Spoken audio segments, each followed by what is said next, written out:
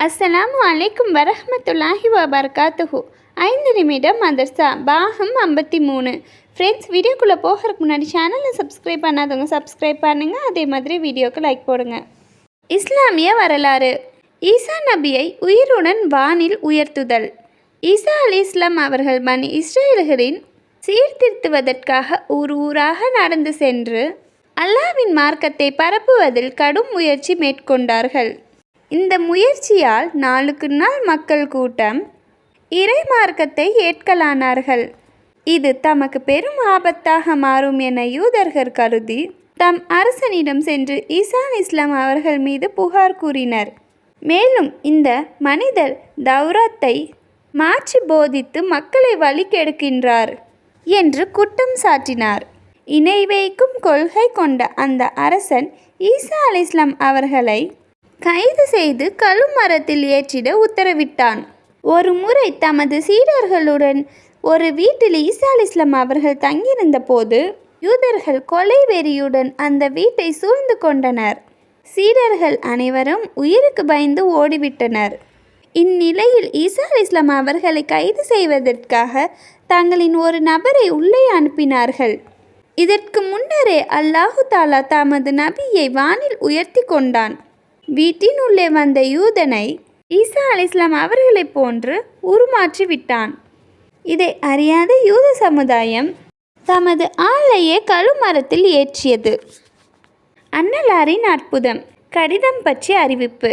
அலீர் அலி அல்லாஹ் அவர்கள் அறிவித்ததாவது: நபி ஸல்லல்லாஹு அலைஹி வஸல்லம் அவர்கள் என்னிடம் ஜுபைர் மற்றும் மிக்தாதுர் அலி அல்லாஹ் ஆகிய 3 பேரிடமும் காக் என்ற தோட்டம் வரை சென்று அங்கு இன்னா அடையாளமுள்ள ஒரு பெண் இருப்பாள், அவளிடம் ஒரு கடிதம் இருக்கின்றது, அதை வாங்கி வாருங்கள் என பணித்தார்கள்.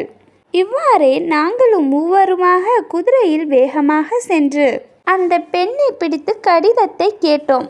என்னிடம் எந்த கடிதமும் இல்லையே என்று அவள் மறுத்தாள். கடிதத்தை தராவிட்டால் நாங்கள் உன்னை பரிசோதிக்க வேண்டியிருக்கும் என்று நாங்கள் கூறினோம். தமது கொண்டைக்குள் மறைத்து வைத்திருந்த கடிதத்தை எடுத்து கொடுத்தாள். அதில் நபி ஸல்லல்லாஹு அலைஹி வஸல்லம் அவர்களின் நடவடிக்கையை பற்றி மக்காவின் முஷ்ரிக்களுக்கு எழுதப்பட்டிருந்தது. இந்த ஹதீஸ் புகாரில் இடம்பெற்றிருக்கு. ஒரு ஃபரலை பற்றி சில விஷயங்களை ஈமான் கொள்வது. ஒரு அடியான் சில விஷயங்களில் ஈமான் கொள்ளாதவரை அவன் உண்மையான மூமினாக ஆக முடியாது என நபி ஸல்லல்லாஹு அலைஹி வஸல்லம் அவர்கள் கூறினார்கள். வணக்கத்திற்குரியவன் அல்லாஹ்வை தவிர வேறில்லை. முஹம்மது நபி ஸல்லல்லாஹு அலைஹி வஸல்லம் அவர்கள் இறை தூதர் என்று சாட்சி கூறுதல். மரணத்திற்கு பின் மீண்டும் உயிர் பெறுவதை நம்புதல். விதியை நம்புதல். ஒரு பாவத்தை பற்றி குர்ஆன்ல அல்லாஹு தாலா கூறுகிறான்: எவர் பிறருக்கு காட்டுவதற்காக தனது செலவுகளை செலவு செய்வதுடன் அல்லாஹ்வையும் இறுதி நாளையும் நம்பாமல் இருக்கின்றாரோ அவர்களுக்கு ஷைத்தானே கூட்டாளி ஆவான். இந்த கூட்டாளி மிக கெட்டவன். உலகத்தை பற்றி மாறு செய்தவர்களின் செல்வங்கள் பறிபோயின. குர்ஆன்ல அல்லாஹு தாலா கூறுகிறான்: எத்தனையோ தோட்டங்களையும் நீரூற்றுகளையும் அவர்கள் விற்று சென்றனர். மேலும் விளை நிலையங்களையும் நேர்த்தியான மாளிகைகளையும் விற்று சென்றனர். இன்னும் அவர்கள் இன்பம் அனுபவித்து கொண்டிருந்த பொருட்களையும் விற்று சென்றனர். அவ்வாறு முடிவு ஏற்படுத்தும் அவற்றிற்கு வேறு சமுதாயத்தாரே வாரிசாக நாம் ஆக்கினோம். ஆகவே அவர்களுக்காக வானமும் பூமியும் அளவும் இல்லை. அவர்கள் தப்பித்து கொள்ள அவகாசமும் கொடுக்கப்படவில்லை. மறுமையை பற்றி நரகவாசிகளின் எளிதான வேதனை. நரகவாசிகளின் மிக குறைந்த தண்டனை என்னவெனில் நெருப்பாலான செருப்பை அணிந்திருப்பதே ஆகும். இதை அணிந்திருப்பவரின் மூளை பாத்திரத்தில் நீர் கொதிப்பது போல் கொதித்து கொண்டிருக்கும். எனக்கு அதிகபட்ச தண்டனை வழங்கப்பட்டு விட்டது என அவர் கருதுவார். ஆனால் அதுவே மிக எளிதான தண்டனை என நபி ஸல்லல்லாஹு அலைஹி வஸல்லம் அவர்கள் கூறினார்கள்.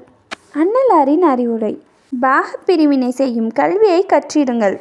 பிறருக்கும் அதனை கற்றுத்தாருங்கள். ஏனெனில் இது கல்வியின் அரை பகுதியாகும். இந்த கல்வி மறக்கடிக்கப்படும் உம்மத்திலிருந்து முதன்மையாக உயர்த்தப்படும் கல்வி இதுவே என நபி ஸல்லல்லாஹு அலைஹி வஸல்லம் அவர்கள் கூறினார்கள்.